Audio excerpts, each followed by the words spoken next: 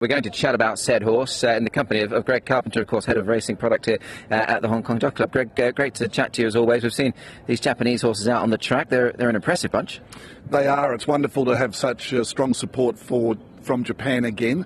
I think bringing together FWD Champions Day this year, the biggest challenge was always going to be to get horses to come and take on the might of Ka-Ying Rising. He was the world's highest rated sprinter last year, and he's taken that to another level this year. So really pleased that we've got strong representation from Japan in the sprint. Satono Reeve, who ran third here in December, they were locked in to come back and take him on again very early. So it was interesting and also very gratifying that they were so impressive winning the Group 1 sprint just last month. Obviously, you're very versed in this sort of thing, obviously with international racing, of course, but the one aspect I always find with the Japanese, Greg, is that they don't shy away. It's as simple as that. Yes, we've got Ka-Ying Rising, but they've got some very quick ones too. Well, you're absolutely right. I mean, we all remember the glory days of Lord Kanaloa. He won here more than once here in Hong Kong and won by big margins. So they are very, very capable in the sprint category. We've talked about Satono Reeve, Joe Moreira, Dannon McKinley, who's been a little bit warm this morning on the track, as you say, as he was yesterday, but he really lengthened very impressively there. He was a group winner, and they again indicated that they wanted to come here very early, even before they went to Dubai. They were chasing an invitation to come to Hong Kong to run against Ka-Ying Rising, and I thought he ran very well in the Alquoz to run fourth, and he's come on from that run. So he's another very capable sprinter. Damien Lane will take the ride there. And then the two other horses, Legal, who we've seen here before, a Group 1 winner in Japan. And remember, Japan only had 2 Group 1 sprints, so he won one of those last year. A late riding change due to injury for him, so Yuga Kawada will ride Legal. And the other horse who probably will start the longest price of them, go back and have a look at the replay of Satono Reeve's last start, a mare called Asian Fencer, who again stepped up to the mark in group company and then took on the Group 1 horses and ran particularly well in that race to finish 5th. And I think she's got a little bit more to offer, so I think Asian Fencer will also run very well. Yeah, it's always folly, isn't it, to sort of rule out perhaps the biggest price one, etc. That's the sprint. Obviously, we've got potentially, well, I suppose you could regard her as the darling of Japanese racing, Liberty Island. Great to have her here. Absolutely. I mean, she's a horse that I love dearly, and so many racing fans around the world with her international pedigree. We've been talking here this morning to a lot of the Australian press media. Her dam, Yankee Rose, ran third in one of Winx's first Cox Plate. She was a Group 1 winner against the Colts over 1.25 miles. And then to see this horse out of an Australian mare sweep the fillies Triple Crown in Japan 2 years ago, then run with great distinction behind Equinox. They took her to buy it last year, and she ran with great distinction again there. She was a horse who went to Dubai. She ran behind Soul Rush and Romantic Warrior, and I wasn't quite sure what their view would be, but they were actually pleased with the run, and they've said consistently that run has brought her on.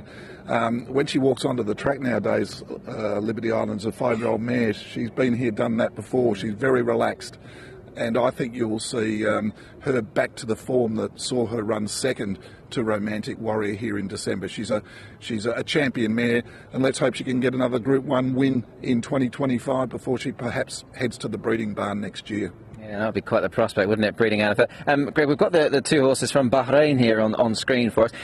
That's an emerging racing nation. Now, there might be a few viewers and listeners that aren't too au fait with Bahraini racing, but it's really emerging on the world stage, and great to have a couple of runners here this week. Well, the dynamic of world racing is clearly changing. The Middle Eastern countries are becoming powerhouses.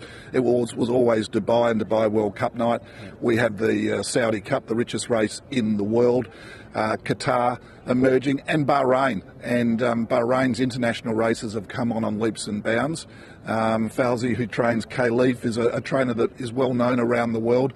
K-Leaf was a Group 1 winner over 2,000 metres in Europe last year. He came here in December and ran 6th. And now he's full-time in Bahrain. So I think he's going to run really, really well in that race. So he's definitely a horse who I think can finish top 5 in the QE2. And the other horse, Gomon, is another former European horse that has gone to Bahrain. His form in his own country was brilliant, and then he also ran very well on Saudi Cup night. Positive riding engagement. Kevin Stott, a Group 1 winner rider at Royal Ascot, he will take the ride on Gaumont. Have a look at the replay. He ran over 1,800 metres, which is slightly beyond his distance range in Soul Rush and Romantic Warriors Dubai Turf, led and actually wasn't beaten that far. I think he's a horse with a good gait on Sunday that can run well, and it's nice that he'll be up pushing the pace along probably, and so will a horse like Royal Patronage from Australia. Yeah, certainly. Well, yeah, just seeing these two Bahraini horses strike off in their work on the all-weather. Gaumont just coming past them. Just saw a quick glimpse there of Goliath. I must say, all credit to you and your team, of course. I mean, quite the coup to get a horse like him here. Well, absolutely. We're so pleased that Francis Graffard and the ownership group with Goliath have decided to kickstart his 2025 campaign here in Hong Kong. On 126, he was the 4th highest rated horse in the world last year. He won the King George at Ascot mid-year. They took him to Dubai. He took him to Japan, and he ran 6th in that race, not beaten far. We know what a difficult assignment that was for him at the end of the season. They were hopeful to bring him here in December, but it was always a little bit of a bridge too far. So we're very pleased that he will be here opening his campaign in the QE2. You can see he's got that very distinctive walking style, string halts. We put a notice out yesterday just to alert the racing fans to see that, because I'm sure when he comes into the parade ring on Sunday at Sha Tin, the local racing fans will be a little bit confused. But it's something that he's always had, and he's a high-class horse, one of the best horses in the world. And Christophe Soumillon, who's got a full book in the Group 1 races on Sunday, comes to ride him, and he will be very, very hard to beat. Yeah, it's fascinating, isn't it, with the string halts? It certainly doesn't stop them, and he's proven that. He's King George. I mean, you'd be hard-pushed to find any better form here, wouldn't you? He beat a subsequent ARC winner. He beat Breeders' Cup winners in there. It was quite the form line. It was absolutely one of the best races of 2025, and again, that was reflected in his rating. 2,000 metres. Poses no problems to him. It's a competitive race in the QE2 Cup. We're very pleased that El Vencedor, who's won his last 4 in New Zealand and the last 3 at Group 1 level, the first 2 in a dominant fashion, and then beat a very good mare in his last start in the Bone Crusher. So we're very pleased that he's here with Steve Marsh. New Zealand racing is going through a renaissance. Prize money and the interest in New Zealand racing is really getting back to where it was at its heyday. We've seen Australian horses go to New Zealand. The Hayes boys took a horse there, won a Group 1 race from Australia, and Chris Waller had a big team there.